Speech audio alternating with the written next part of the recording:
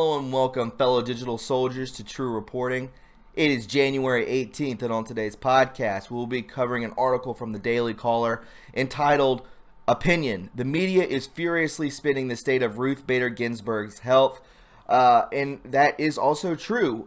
Basically, they started off with her falling, breaking her ribs. Also, she has pancreatic cancer. It spreads to her lungs. And then it's just eradicated. It's completely gone. And now she has pneumonia. So which one are you going to pitch to the mainstream media? My guess is as good as yours, but all I know is that she is 6 feet in the dirt. Also, guys, we'll be going over some memes. We'll be going over the latest from Nancy Pelosi and her cronies being grounded from a flight by POTUS. Also, a lot of news coming from 8chan, and a lot of Anons doing a lot of good work, and I'll be sharing that with you today, this morning actually. Before we get into any of that, guys, would you please go ahead and click the bell to get notifications on my channel, so when I post, you'll be the first to know. Also, please follow me on Twitter at True Reporting, and don't forget to leave a like. The more likes that this video receives, the more times it is recommended to other viewers, thus more eyes on the truth. And with that being said, my friends, let's hop into it. This is True Reporting. So, like I said before, the Daily Caller, who I do like, says, after Supreme Court Justice Ruth Bader Ginsburg recent hospitalization and surgery to remove 2 cancerous nodules from her lung, the media can't get their story straight about her health or lack thereof. Is this new lung cancer on top of her history of pancreas and colon cancer, or is it metastatic cancer from elsewhere in her body? Is she healthy and cancer-free, or does she have stage 4 cancer? With an extremely poor prognosis, can she resume her duties as Supreme Court Justice, or will she soon be retiring, or worse? I'm going to go with or worse, because it's already happened. Members of the media are in lockstep, pushing the narrative that Justice Ginsburg is in great health. My God. Why? She's almost ready to resume her famous RBG workout that nearly broke a Politico reporter young enough to be Ginsburg's grandson. CNN reported the official statement from the Supreme Court. Post-surgery evaluations indicate no evidence of the remaining disease and no further treatment is required. That is such baloney, guys, and you know it. I wonder if CNN's ace reporter Jim Acosta took a walk next to Ginsburg's home and not observing any cancer near him, confirmed that Ginsburg was cancer-free, and he did stroll along a border fence last week. The statement is curious, however. As a physician myself, I am acutely aware of medical wording and nuance. With medical malpractice attorneys hiding behind every corner, physicians are careful how they create medical statements, especially when there is little absolute certainty in the medical world. Absolutely. No evidence of the remaining disease could simply mean that they removed the 2 cancerous nodules they found on a lung scan after her recent fall. If these nodules represent cancer that spread from her previous colon or pancreas cancer, the doctors removed what they found in her lungs. This doesn't speak for cancer that might have spread to her liver, brain, or bones. No further treatment is required, they say. Might imply that she is cancer-free. It could also suggest the opposite, that she has metastatic cancer that is no longer treatable other than hospice care, and that further treatment is futile at this point, hence not required. The media were giddy with excitement that the liberal lion of the court was ready to get back to her job of thwarting President Trump. Basically, guys, Fox News says echoed the others by saying her recovery was on track, although they curiously described her recent surgery as early-stage lung cancer. Not so if it was metastatic cancer, meaning stage 4 and quite advanced. So, guys, yeah, they keep spinning the media. They keep switching up what's wrong with her. Back and forth they go. I know I butchered that word, metastatic or whatever. You know what I meant, so I don't want to hear about it in the comments. Also, guys, let's get into some memes because this is where everything unfolds, everyone. Pelosi asks Trump to reschedule State of the Union because of the shutdown. And this is from 8chan, guys. Really good stuff. This is from 1/16/2019. So on the 18th of last year, January 18th, 2 days difference. Timing is everything, State of the Union. Then we can go over here to the wall means more than you know, so much more. And then we see 9:45:01, 9:45:08. And this is almost a year's difference, 2 days ahead of schedule. So it says here, timing is everything. Q mentions State of the Union 1/18/18. Pelosi asked to cancel the State of the Union 1/16/19. 2 days ahead of schedule. Timing is everything post State of the Union. Same timestamp as scheduled confirmation. And that is huge, guys. In my opinion, that is a Q-proof. Very important, actually. Right here, this was really strange to me when I saw it. The set of Ellen DeGeneres shares a design scene with the pagan temple of pedophile Jeffrey Epstein's island. When it comes to these Luciferian Satanists, pedophile elite, oh, nothing is by coincidence. And as you can see, that is damn near the same place. Very strange, guys. The blue streaks, the palm trees. I know it's set in Hollywood, but the white and everything and the gold, we can see here. Very much the similarities are uncanny, to be honest with me. It says here, it says U.S. courts. This is from the 15th, so 3 days ago. U.S. courts run out of funding on January 18th. According to previous research, individuals can be tried in a military court if the civil courts are closed for 3 days. This would mean that military tribunals could start on January 21st, 2019, which coincides with the lunar blood moon, the blood wolf moon I covered. So that's in 3 days, everybody. Welcome to the U.S. Naval Station, Guantanamo Bay, Cuba. Captain J.R. Nettleton, welcome aboard Sally Yates. That has to be photoshopped, but I thought it was funny nevertheless. So a couple podcasts ago, I was talking about, I believe we were on 25 days of a government shutdown, and I mentioned before that there were Q posts talking about done in 30. So we're approaching 30 days of government shutdown. And you could just go into qmap.pub and type in any keywords in the search bar, and it will bring you to any Q post that you want that is related to your word you're looking for, which I find extremely convenient. I like it a lot. So it says here from March 27th, Free Flynn, and this is from Q. Done in 30, house cleaning, White House secured, final stage Q. So all I did was put in 30. Because I'm just thinking of how long this shutdown may last, 30 days. And speaking of 30 days, is this Trump's shutdown trap?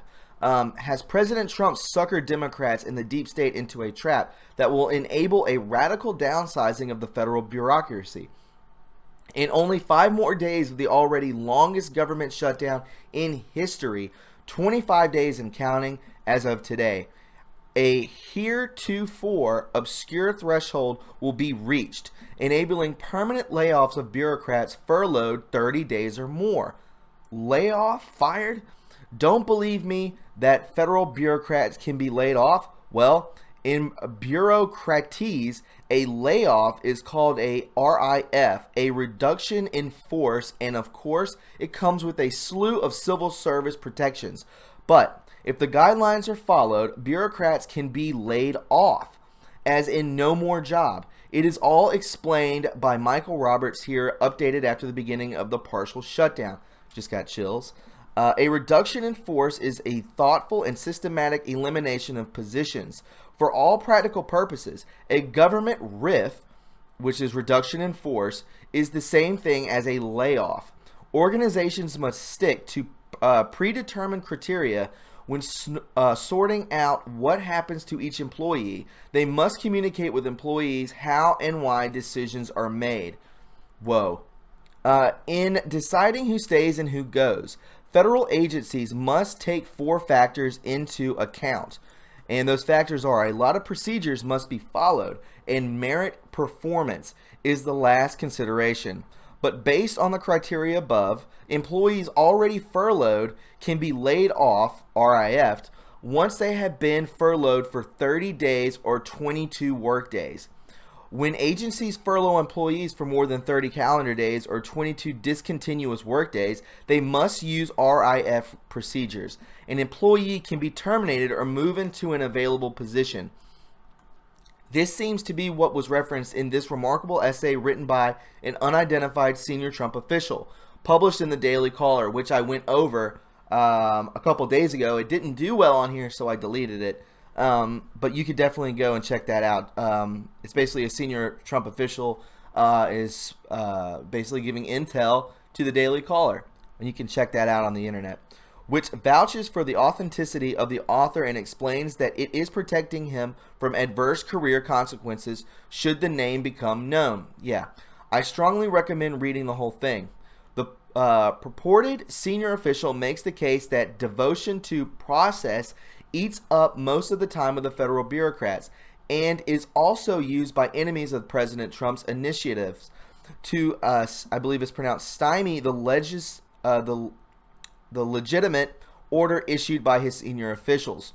On an average day, roughly 15% of the employees around me are exponential patriots serving their country. I wish I could give competitive salaries to them and no one else.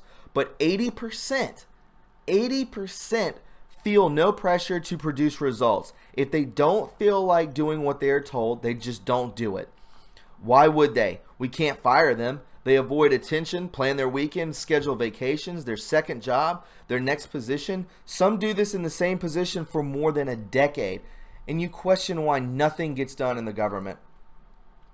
It says here, they do nothing that warrants punishment and nothing to external value. Let me zoom in a little bit for you. That is their workday. Errands for the sake of errands, administering, refining, following, and collaborating on process. Process is your friend, is what delusional civil servants tell themselves. Even senior officials must gain approval from every rank across their department, other agencies, and work units for basic administrative chores. Then, the senior officials notes that they have just called the trap. Most of my career colleagues actively work against the president's agenda. This means I typically spend about 15% of my time on the president's agenda and 85% of my time trying to stop sabotage. And we have no power to get rid of them until the shutdown. Those officials who waste time and stymie the president's initiatives now are not present because they are not categorized as essential. Due to the lack of funding, many federal agencies are now operating more effectively from the top down on a fraction of their workforce, with only select essential personnel serving national security tasks. President Trump can end this abuse. Senior officials can reprioritize during an extended shutdown, focus on valuable results, and weed out the saboteurs. We do not want most employees to return because we are working better without them.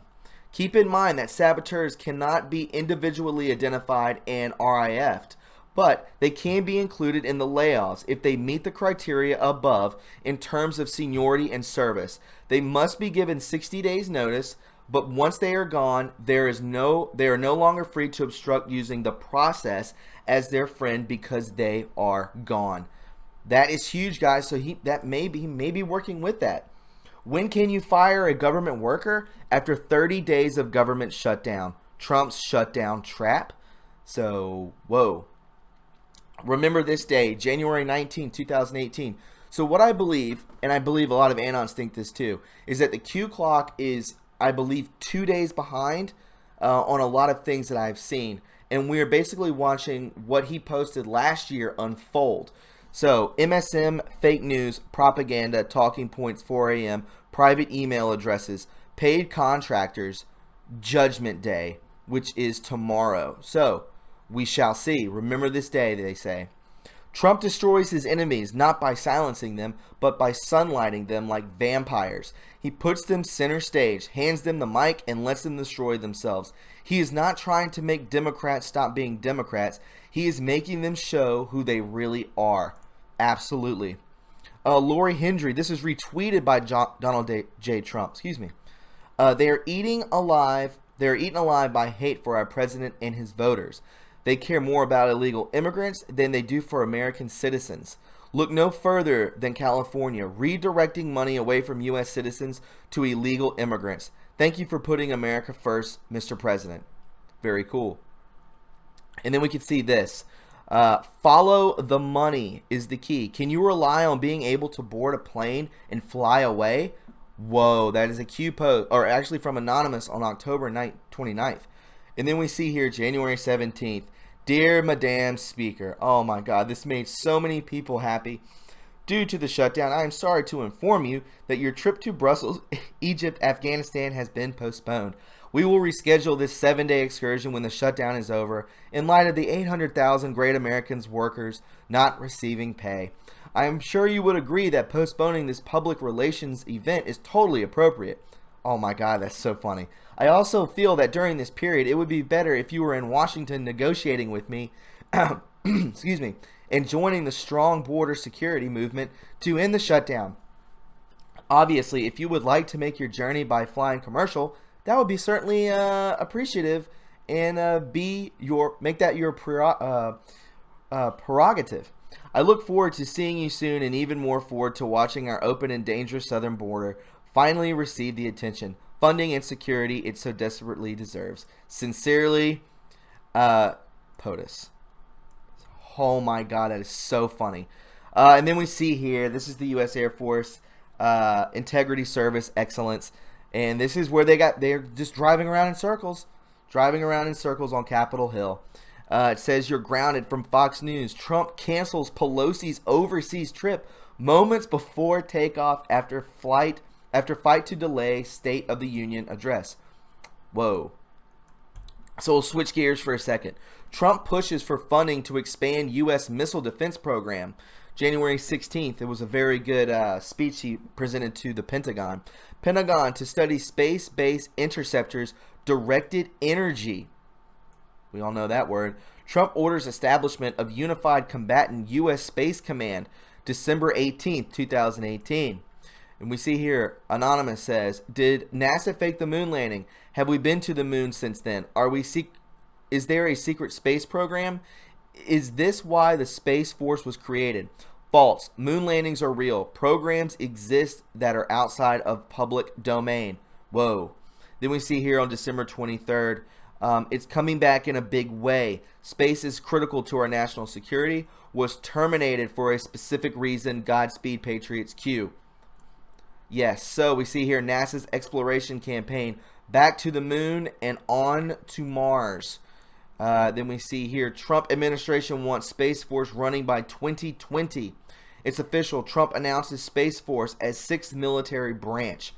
So what is all this about, guys? I believe may have something to do with ETs. It may have something to do with just foreign powers.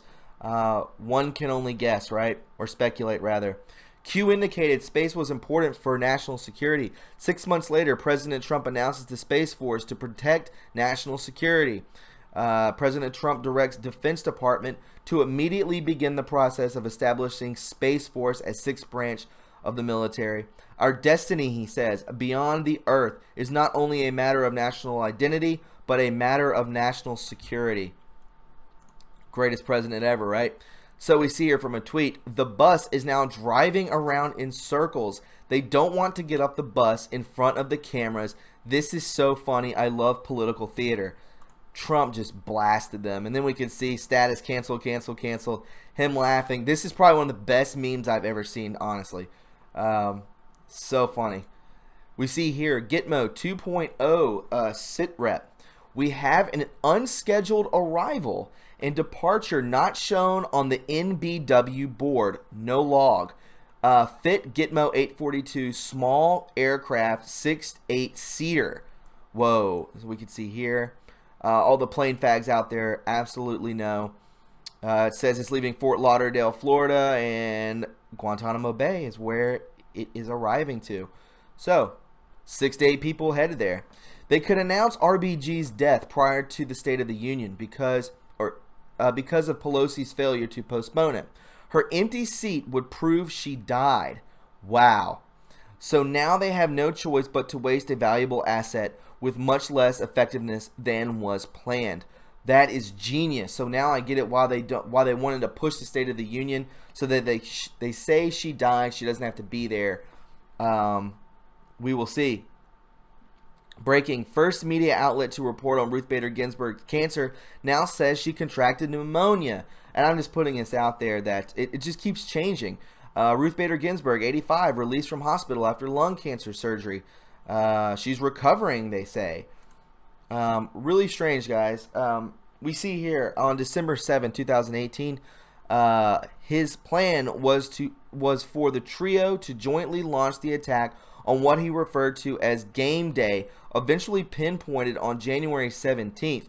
And they talk about in the subsequent weeks, Tlaib detailed what weapons he wanted to acquire for the plot and assigned the FBI agent to obtain them: semi-automatic weapons, grenades, and an AT-4 shoulder-mounted anti-tank weapon.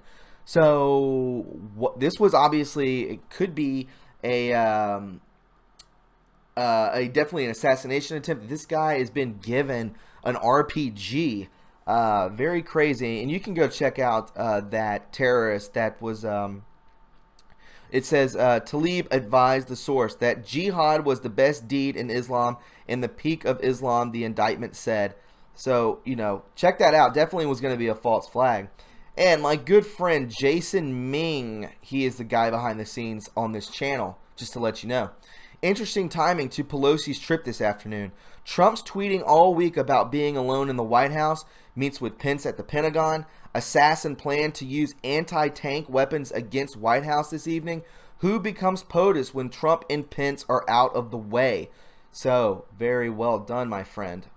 Definitely follow Jason Ming. Very good guy. Like I said, he is the second. He's intel. He gives me stuff. So, just letting you guys know. I love my freedom, she says. Epic troll. Melania reportedly flew on the government plane just hours after Pelosi was denied. Aw. And we see here, I knew it way back. This blew my mind, everybody. Spread this far and wide. I knew it way back then, and I'm absolutely convinced of it today. Barack Obama tweets, "You're one of a kind, Michelle Obama. Happy birthday." So what's in your hand? It looks like a newspaper, trader. Mama Nigema Drive, now a monument, located in Mombasa, Kenya. Why does he have a Kenyan newspaper? Where is he at? Where are you guys at? Looks like a third world country. That's not an American car. Where are you guys at? Why are you coming from there? Because you're born there. Yeah, spread that. That's pretty crazy. Trump first wanted his attorney general pick, William Barr, for another job. Defense lawyer. I'll see if I can zoom in to make this out. December 5th, 2018. Blunt and direct time, Q says. Again, 2 days ahead of schedule. 2 days ahead of schedule. And Barr said in late spring of 2017, Barr said he was blunt and direct and would have no problem standing up to Trump or brushing back against the kind of tweet storm attacks that Trump leveled against his last Attorney General, Jeff Sessions. So why are they bringing in this guy? Why are they bringing in this guy if he's against Trump? I believe it to be optics. I believe it to be a plant. So, and last but not least, this is the picture taken, I believe, from the airport. I believe this is pronounced Kodal Pelosi, military liaison, and this is all of their luggage stopped before leaving. And guys, that is it for the podcast this morning. I hope you enjoyed it. And if you found it informative, please subscribe to my channel. You can also follow me on Twitter at True Reporting, and don't forget to like this video and share it. You can also donate to this channel by going to my PayPal or Patreon in the description box below. Guys, it's Friday. I hope you have a wonderful weekend. We may do a live stream tonight. It's always a good call-in show from 8 to 9 p.m. I will definitely tweet that out to make sure that that takes place. So guys, I will talk to you very soon. I appreciate all the support and love, and the feeling is completely mutual. I will talk to you soon, everyone. Have a great day. We'll see you. Bye.